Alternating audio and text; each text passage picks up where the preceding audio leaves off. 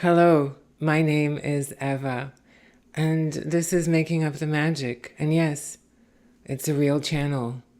And there's a lot of ghosts in my channel, so I hope you like ghosts. Friendly ghosts, of course, like Casper. And today is Solstice. And I have a guest, and he's very happy to be here. He's like, finally. Someone is channeling me on here. So I guess you already saw the thumbnail. His name is Ramdas. He's like, if you could please call me Baba Ramdas. Okay. So hi Baba.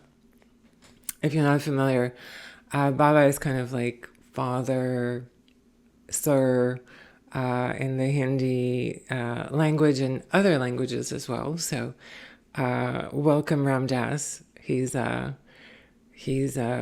very funny actually. He's been hanging around and giving a lot of spiritual advice this month. I guess in my June monthly reading, I kind of warned you it was going to be a little bit intense. They didn't want to tell me. They're saying if we tell you that it's going to be hard, you're already going to brace yourself for, difficult things. So it's best that things happen and you let them happen. And he's like, yeah, that's pretty much it. Now, if you don't know anything about Ramdas, he's a very funny spiritual guy. And I've been listening to some of his videos for advice. And in one of them, he describes himself as being a comic guru. And if you listen to any of his talks, I'll put a link down below to like a channel that has a lot of his talks, and they're very interesting. He's very funny. And I think that's why I like him, because he doesn't take himself seriously. And he says he agrees with me. He's like, the worst thing to do is to take any of this too seriously. Life is a very difficult balance between, saying, oh, this is an illusion, and then going, well, it's still an illusion, but I still have to pay my rent. You know what I mean? So I think I've been sort of navigating this kind of, well, life is an illusion thing, but I have to like deal with things because things are happening. And even though you like to think you're in a matrix, and even though you might be in a matrix, or he says, we definitely are in a matrix, it's still an experience that you have to face. And he's saying that the best thing to do sometimes, it's just to be here. He says sometimes there's nothing you can do. Things happen, and you just need to sit back and smile, because if you're reacting, then you're coming out of your ego. So if this month has been difficult for you, he says, then you have to ask yourself this question. And he says, who is the you having this experience? Like, what part of you is getting angry or getting frustrated or getting anything about anything that's actually happening to you? Like, he's asking, do you really think, the drama that we have in our lives is that significant? And he says, maybe you should look to what's happening in other places and ask yourself if whatever's happening to you is more difficult or more life-threatening than what we can see. And he says there's a lesson with what's going on in the world right now, because we've become very comfortable in our lives, especially here in the West. We don't see poverty, we don't see suffering, and the very little poverty or suffering that we see is so far removed from my experience that it's very easy to dismiss it. But when it's being broadcast and people are talking about it, it makes us feel very uncomfortable, he says. And if anyone's ever been to India or these countries where, things are difficult, you will know that life is a contrast. On one side, there's people, eating honey and meat and, being well dressed and wearing jewelry. And then on this other side, you have people with nothing and who are just, living on the street and living day to day. And it's a very difficult thing to reconcile, to kind of push together that both of these things can be happening in the same world. And I think he says, when I was embodied in my lovely body, which kind of miss. He says, no, actually, I don't miss it. But when I was in my body, I did enjoy my body, I have to say. Okay, back on track. He's saying, what are you doing for yourself? What are you doing to become self-realized, self-actualized individual? And it doesn't have anything to do with the job or how many people you save or all those things, because there's really no one else to save but yourself, if you know what I mean. If you think being a doctor and saving lives will make you feel better, trust me, ask if any doctors that are saving lives, do they feel any better than the average person? And probably they'll say no, because that's the nature of things. Whatever you do, you get used to it.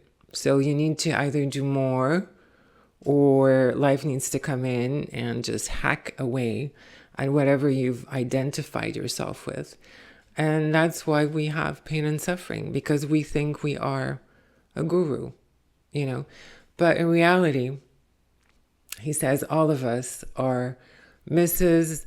and Mr. Nobody. And we are all so struggling not to be that. Everyone wants to be something, somebody, And, it's hard to explain that if you've never had fame. And because you think if a lot of people know your name, you'll be happy. But again, it's kind of like saving people. When you're saving your 100 person, is it any special than when you saved your first person? No, it's actually less special.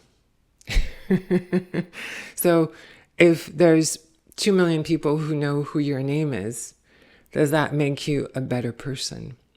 And I think everyone knows the answer to that one. No. And does the money make you a better person? I think a lot of people know the answer to that one. No. So what does make you a better person? He says that's the real question in life. I think people don't want to know what is good or what is bad.